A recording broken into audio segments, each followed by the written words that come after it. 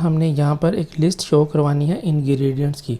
तो उसके लिए हम इस टीएस क्लास शॉपिंग लिस्ट के अंदर यहाँ पर एक अरे बना लेते हैं इंग्रेडिएंट, जैसा कि हमने रेसिपी कंपोनेंट के अंदर बनाई थी। और इसकी जो टाइप है मैं इंग्रेडिएंट दे देता हूँ और बेसिकली वो अरे होगी, अरे सिंटैक्स लगा देता हूँ। और लेकिन अभी ये जो इंग्रेडिएंट है ये तो अनडिफाइंड है, ये तो मैंने अभी डिक्लेयर नहीं किया। तो इसको हम कहाँ पर डिक्लेयर करें? रेसिपी लिस्ट के अंदर जो मैंने रेसिपीज़ की लिस्ट थी उसको तो मैंने रेसिपीज़ के मॉडल के अंदर मैंने एक मॉडल की क्लास बनाई थी, क्योंकि वो उसी से बिलोंग करता था।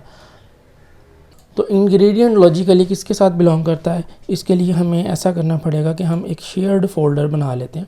फ़ोल्डर का नाम कुछ भी रखा जा सकता है, लेकिन रिसोर्सेज कुछ शेयर हो रहे हैं जिसकी वजह से मैं उसका नाम शेयर्ड रख रहा हूँ। तो वहाँ टीएस की फ़ाइल बनाता हूँ,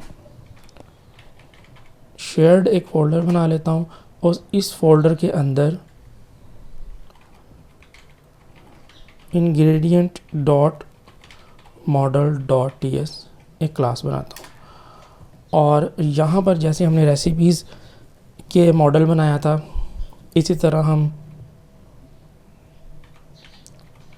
एक्सपोर्ट क्लास और उसका नेम जो मिस स्पेलिंग ना हो, मैं यहाँ से ही कॉपी पेस्ट कर लेता हूँ।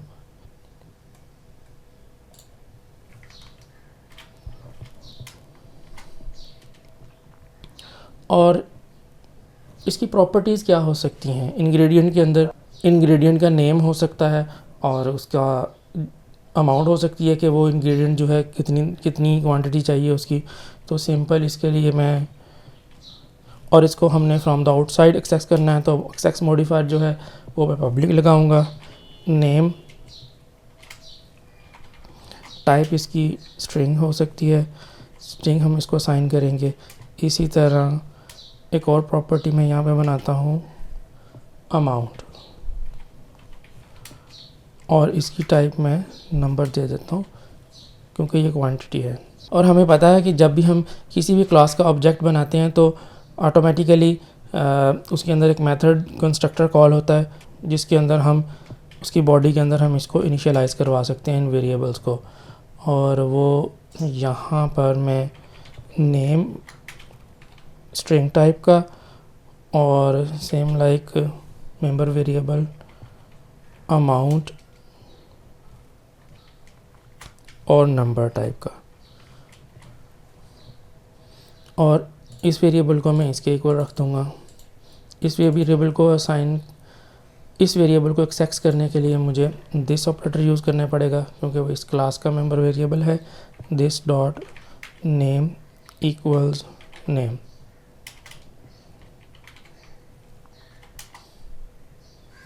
इसी तरह this dot amount equals amount. इस क्लास में हम कर क्या रहे हैं? बेसिकली ये दो मेंबर वेरिएबल्स हैं जिनको हम पब्लिकली एक्सेस कर रहे हैं और इस कंस्ट्रक्टर के थ्रू इनको हम इनिशियलाइज़ करवा रहे हैं। इसके लिए टाइपस्क्रिप्ट हमें एक शॉर्ट सिंटैक्स भी देता है कि हमें ये जो मेंबर वेरिएबल है इनको भी डिक्लेयर करवाने की ज़रूरत नहीं है और कंस्ट्रक्टर के अंदर इनिशियलाइज़ करवाने की भी ज़रूरत नहीं है।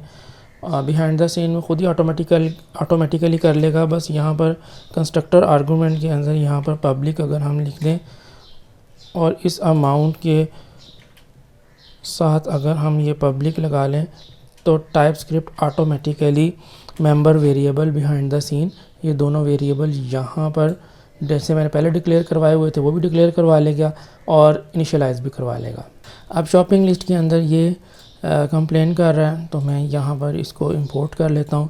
आप इसको मैन्युअली कर लें या आपने कोई एक्सटेंशन इंस्टॉल की हुई है जो कि ये इंटेलिजेंस मुझे यहाँ पर शो कर रहा था जब मैंने इसके ऊपर हाईलाइट किया। मैं कंट्रोल जी करके दोबारा दिखा देता हूँ आपको। जैसे ही मैं इसके ऊपर होवर करूँगा तो मुझे ये लाइट एक बल्ब दे रहा है शो फिक्सेस। तो वो यहाँ पे मुझे बता रहा है कि इंपोर्ट ये आईडी मेरी हेल्प कर रहा है। शेयर्ड फोल्डर के अंदर से इंग्रेडिएंट डॉट मॉडल है तो ये मेक श्योर कर लें कि आपने ये फाइल जो है इंक्लूड कर ली है। नेक्स्ट वीडियो के अंदर हम इस मॉडल को पॉपुलेट करेंगे और हम इसको फिर फ्रंट एंड के ऊपर यूज़ करेंगे और इंग्रेडिएंट की लिस्टिंग जो है उसको शो करवाएंगे।